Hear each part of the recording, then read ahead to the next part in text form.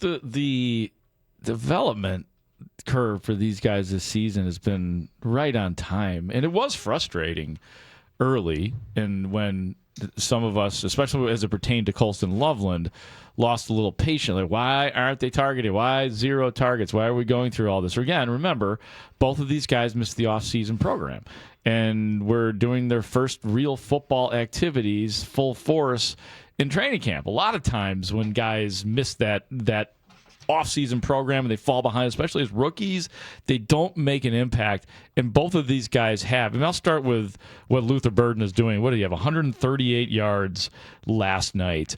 He has been, over the last, I didn't play last week, the games, 2 previous games to that, the most important catches in the game. Again, Luther Burden does that. The 3rd and 10 conversion, as we talked about earlier on that final drive with 1:09 left. 35-yard touchdown catch. The 24-yard reception on the first drive of the third quarter that led eventually to a touchdown. The 3rd and 8 conversion. It seems like every single catch this guy has made in his last, I'd say, 3 games have been catches of consequence.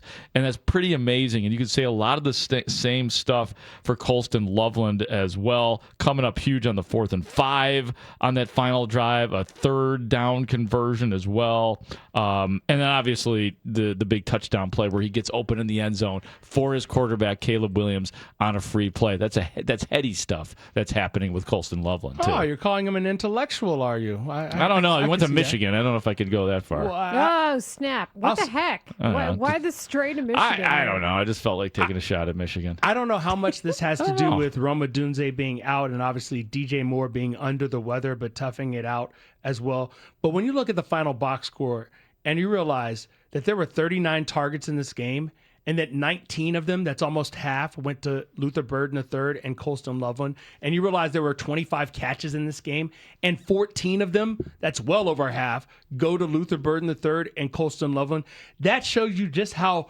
prominent they have become and how featured they have become in Ben Johnson's offense, but also in Caleb Williams' view of the offense. Well, and it helps when, I hate to say this, but when Olamide Zaccheaus is not available in the game, and I don't like cheering on illness or injury for anyone, but it does make somebody have to read the field differently.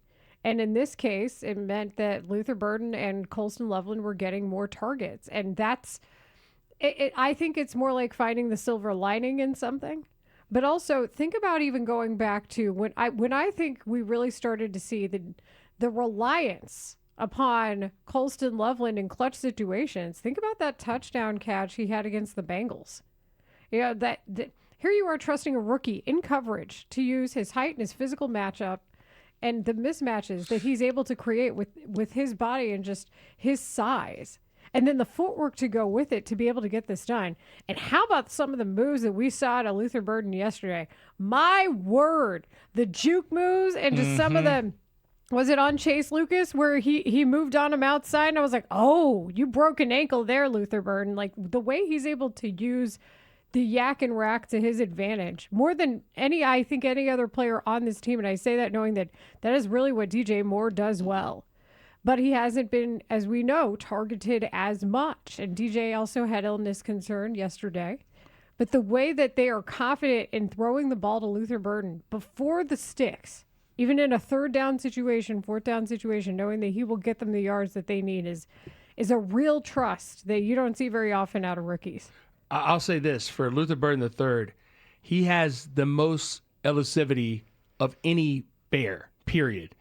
And what I mean by that is not just his ability to make people miss, but also after contact, he'll still do work. DJ Moore is more of a, if you hit me, I'll still keep going forward guy. Luther is, I might make you miss, and then that second guy, even when he does hit me, I'll still be moving forward. And I think seeing him and Christian McCaffrey on both sides of the ball, that they reminded me of each other in the way that they were able to get more yardage than maybe you thought they would get when they first get the ball in their hands. What if I told you guys that Tell me. Colston Loveland and or Luther Burden could end up being the Bears' leading receivers this year by the numbers? Right now, DJ Moore is back on top, has leapfrogged Rome Odunze with 671 yards receiving. Odunze right now at 661. Colston Loveland, after yesterday, 48 catches this year for 622 yards.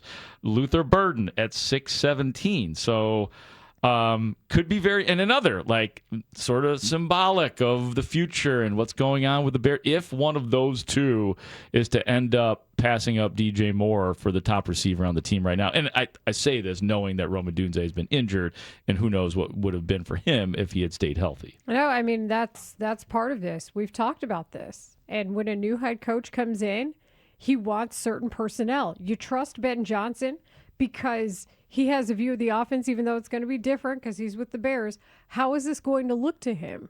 And Colston Loveland drew those Sam Laporta comps. We saw him pick before Tyler Warren, who had an excellent start to his season. And it was only a matter of time to figure out how this was really going to turn out for him. And I think we're seeing that unfold. And as far as Luther Burden is concerned, I know there were some concerns from people watching his film at Missouri or hearing certain things, but he showed you his dedication from the very beginning. When it came to no block, no rock, Luther Burden knew the best way to get on the field early was to help block. And then he started to earn his reps. And now you've seen that trust develop. I can't say enough about the performances of those two. And frankly, if we're going to give credit to the rookie class, I would have liked to have seen more runs from Kyle Monangai yesterday. I think that would have helped, especially in the first half. I think I would have liked to see more runs from anybody and everybody yesterday. When you look at the final numbers of 22 carries for 110 yards as a team, 5 yards a carry, you can run the football. They just didn't have it in the first half. Well, and Swifty's over 1,000. I say that as a compliment. I'm not saying that he didn't do enough. I say it because I like what he's doing.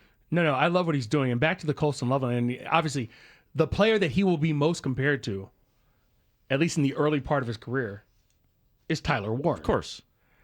And Tyler Warren has more bulk yards, if you will, because Tyler Warren has 791 yards receiving to Colston Loveland's 622. They have the same number of touchdowns, 5 each. 5 receiving touchdowns for Colston Loveland, 4 receiving, 1 rushing for Tyler Warren. But I'll say this, the yards per reception, advantage Colston Loveland, averaging 13 yards per catch so far this season. And when you look at Colston Loveland versus Tyler Warren, it's a lot closer than I ever thought it would be after, say, the first 5 or 6 games this season. No, it felt like a nightmare early on because most people expected the Bears to select Tyler Warren. There's a lot of people who were dug in on him, and then there was a lot of I told you so going on. And who knows? I don't know. Tyler Warren might end up being better than Colston Loveland, but it looks like a hell of a race to follow, which I know the Colts are going to do. And what just a downturn for that Colts organization this year. Well, here's the thing. You can still have one of the best tight ends in the league in the top 5 or, I don't know, dare I say 7 or 10 and be a very productive team. Do you think Detroit is saying to themselves like they'd rather have, a peak Ertz brother or, you know what I'm saying, or something along those lines, or a peak Travis Kelce versus Sam Laporta? I think they're probably pretty happy with Sam Laporta, So I think when you consider the difference between tight ends at that point being pretty marginal, and then it's really about how you're using them schematically in the offense. And you know that the physical traits are there, the height and the body, and you see his footwork. Okay, maybe there's a slight difference. Maybe Tyler Warren still gets the edge in a lot of people's eyes. I'm still happy with what I'm seeing out of Colston Loveland. And the texter at the top asked the question, and I think we can answer this. Has anybody talked about the fact that Colston Loveland dropping his first pass, I believe, with the pass of the season last night? Yeah, I don't remember if we talked about it on an air or I know we talked about it. We talked about our backstage. meeting. Yeah, I know we talked about backstage. I don't remember if we brought it to the air yet, but that's true. That kind of blew me away. I did not realize that when he dropped that ball, which felt like death, even as good as he was, when he drops that ball, it's like, ugh. I didn't think that was his first drop either. It's not an insult to him. No, it was his first drop of the game. I'll give him that. Yeah, I did not know he had not had a drop this year. I have to give a touch to the other rookie that had a big part in this game that we have not talked about. Ozzie Trapillo at left tackle. He can say, I was part of a Bears team that for the first time in a long time for any Bears quarterback, but the first time in Caleb Williams' career, ends up with no sacks in back-to-back games. No sacks allowed in back-to-back games. That's fantastic. That's something to talk about. That's an offense that's functioning at a high level. When you're only taking a sack or two is one thing, but when you're just not taking sacks, that means you're able to, put up 38 points.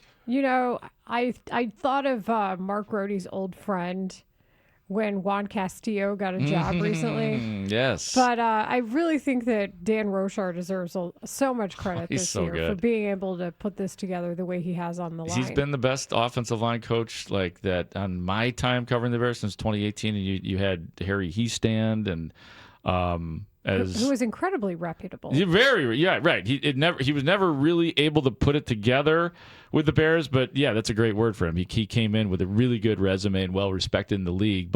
And Juan Castillo was Juan Castillo. We all love Juan Castillo, but this former defensive coordinator for the Philadelphia Eagles, Juan Castillo. Don't ask me about that. Former everything for everybody. Have you ever looked at Juan Castillo's Wikipedia page? Look at all the jobs I've that looked at his he's Pro had. Football Reference page. It's a lifer, man.